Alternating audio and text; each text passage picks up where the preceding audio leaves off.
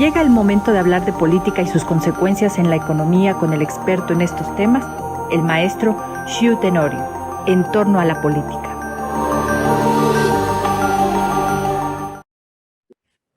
Y créanme que nunca la política había estado más cerca de la economía como ahora, y nos damos cuenta de lo que sucede en el terreno político y específicamente el legislativo. Tiene mucho que ver con el desempeño económico nacional. Así es que me da mucho gusto, como siempre, un enorme placer poder tener la posibilidad de platicar y de saludar a Xiu Tenorio. ¿Cómo estás, maestro? Gusto en saludarte. Buenos días. ¿Qué tal? Muy buenos días, estimado Eduardo. Miriam, un gusto saludarlos. Muchas gracias. Dime, ahora, pues ya está, ahora sí que finito el periodo regular de sesiones legislativas, y hay iniciativas del presidente de la República en manos de los congresistas que tendrán que ventilar de manera prioritaria. ¿Qué nos puedes decir al respecto, Xu?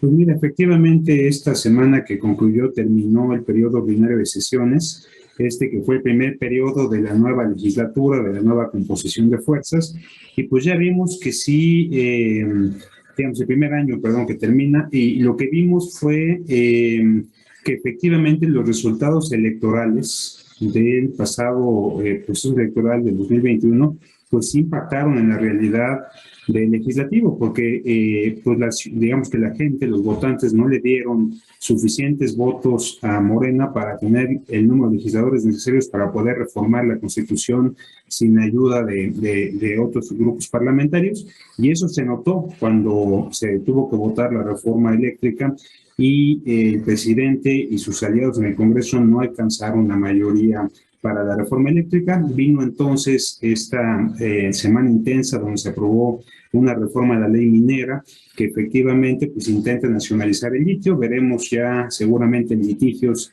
si esto es procedente o no, pero bueno, mientras tanto Morena y sus aliados los aprobaron, pero quedó claro que el presidente no cuenta en este momento con los votos para reformar la Constitución.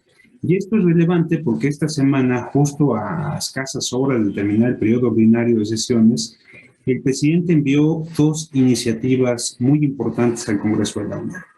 La primera, que no requiere, digamos, reformar la Constitución, es una reforma que busca transformar algunos artículos de la Ley Orgánica de la Administración Pública Federal para que ahora sea la Secretaría de la Función Pública quien, digamos, de alguna manera encabece el proceso de compras del gobierno federal. Y esto, digamos, pasaría la facultad de la Secretaría de Hacienda a ahora la Secretaría de la Función Pública. Esto se ha interpretado como que la Secretaría de la Función Pública pues ahora va a ser juez y parte. Ellos van a comprar y ellos se van a revisar.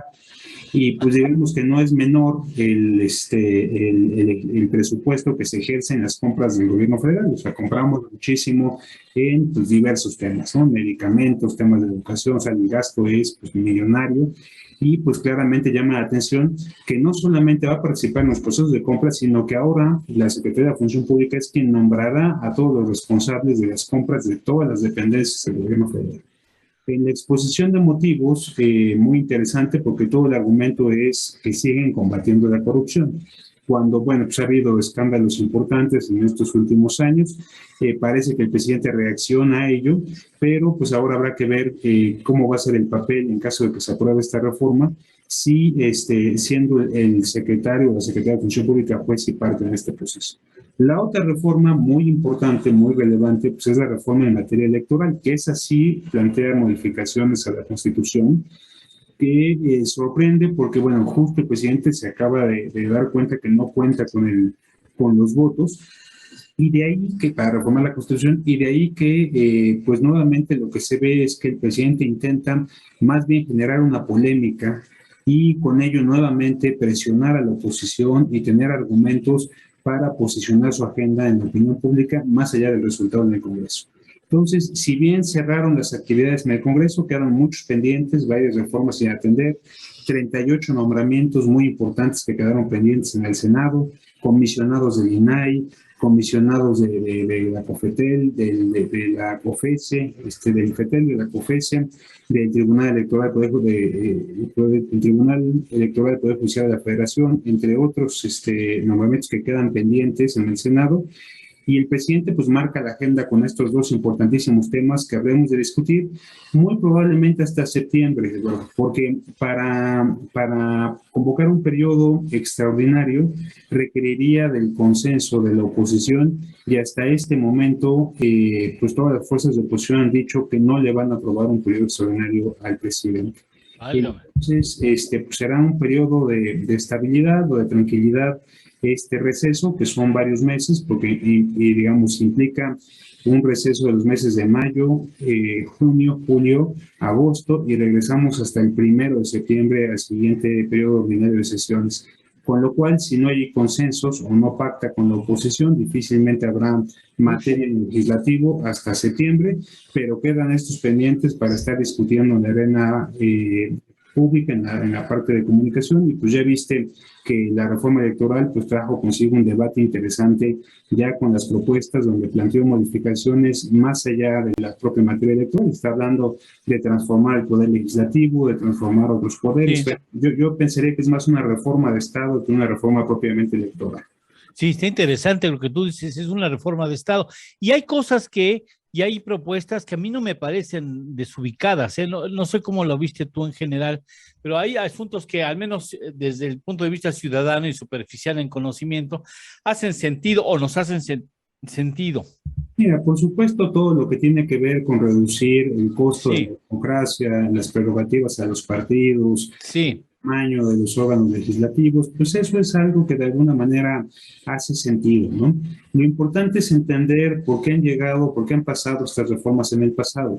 Se le dio dinero a los partidos pues para tener condiciones de competencia, para evitar el dinero del crimen organizado, de otras fuentes de poder. Lo mismo el tamaño de las cámaras, pues se buscaba dar representación a fuerzas políticas minoritarias en aquellos momentos de izquierda. O sea, hay una razón de por qué llegamos a estos equilibrios hoy vigentes en el país. Lo que preocupa es que es la primera reforma electoral, por lo menos desde 1977, Eduardo, que se busca hacer sin diálogo, que se busca hacer imponiendo una visión integral, digamos, unilateral y aplicar los números, ¿no? La aritmética pura. Tú recordarás, y hago referencia al 77, que es la primera reforma electoral importante que viene después de aquella elección en la que solo participó José López Portillo como candidato y fue presidente, digamos, básicamente solo, y que lo que entendió muy bien el secretario de Gobernación en ese momento, don Jesús Reyes Heroles, fue que había que abrir el sistema político, que había que abrir la competencia, y ahí empezó la primera reforma dialogando con las fuerzas que estaban registradas, pero también con las que no estaban registradas, en ese caso de izquierda. Ahí es cuando se le otorga nuevamente el registro a los partidos de izquierda, y de ahí empezamos una serie de reformas en los 80s, en los 90s, particularmente muy importante la de 97, que es la que le da nacimiento al IFE autónomo o al IFE ciudadano, donde nace un tribunal también ya independiente, califica las elecciones, pero en todos esos procesos, incluyendo, digamos, la última gran reforma que se da después de la elección del 2006, después de aquel polémico resultado entre el presidente Felipe Calderón y el presidente de la República, Andrés Manuel López Obrador, inclusive en esos momentos de muchísima tensión y polarización, las reformas electorales se construyeron con diálogo, con todas las fuerzas representadas en la mesa, con todas las voces incluidas. Estoy hablando incluso de los expertos, de los politólogos, de la gente dedicada a estudiar y entender las instituciones electorales del país. Hoy parece que es una reforma que no ha sido discutida, ni platicada, ni comentada con nadie. Si bien es cierto, como dices, tiene ciertos elementos que podríamos varios simpatizar con ellos, pero parece que una reforma que carezca de diálogo, que carezca de un consenso del país que queremos construir, claramente, digamos, es una reforma que podría debilitar la democracia más que fortalecerla. Yo espero que no solo el presidente, sino los legisladores de Morena, a quien conozco a muchos y tengo una amistad con varios de ellos, pues estén abiertos al diálogo, escuchar las voces, porque pocas reformas son tan importantes como las electorales para abrir el diálogo, fomentar la discusión y ojalá lograr los consensos necesarios para seguir mejorando la vida pública del país. Sí, porque si no hay diálogo, estamos hablando de una parálisis legislativa que no le conviene al presidente, ¿eh? Digo, Y al sí, país, por supuesto. y por supuesto que pues genera más polarización, genera Claro. más, o sea, y parecería que nuevamente lo que quisieran es decirle, ustedes fueron los que se pusieron en contra de bajarle el dinero a los partidos, ustedes fueron los que se pusieron en Sí, contra de sí, disminuir los órganos electorales, sí, sí, sí. cuando no es el caso, cuando si se sentaran a la mesa todos, probablemente ahí habría consenso, habría que ver los otros elementos de la reforma, pero me parece que como en ningún otro tema, en este tipo de reformas en electoral, la vocación de diálogo del Ejecutivo Federal es indispensable y esperemos que el presidente, el secretario de Gobernación y los líderes parlamentarios estén a la altura de este reto. Bueno, por lo pronto recordamos, luego de agradecerte que estés aquí con nosotros en esta mañana, le recordamos al público que tienes un programa, conduces un programa de televisión que se llama Política y Poder, que es transmitido, si no mal recuerdo, los viernes, ¿no? De Sí. 8 a 8:30 de la noche y que se repite a lo largo de la programación de Vive TV y que también puede ser captado por usted en las plataformas de gtv.com.mx, también en YouTube, ¿no? En la plataforma de En torno al video en YouTube y también en Facebook. Así es que muchísimas, muchísimas gracias por estar con nosotros. Como siempre, nos iluminas este camino de política que es tan especial y que tú dominas ampliamente. Muchas gracias, Shu. Hombre, encantado como siempre, que tengan muy buena semana. Muchas gracias, gracias. Hasta el próximo lunes o antes, si así lo ameritan las circunstancias. Muchas gracias, Shu. Con todo gusto.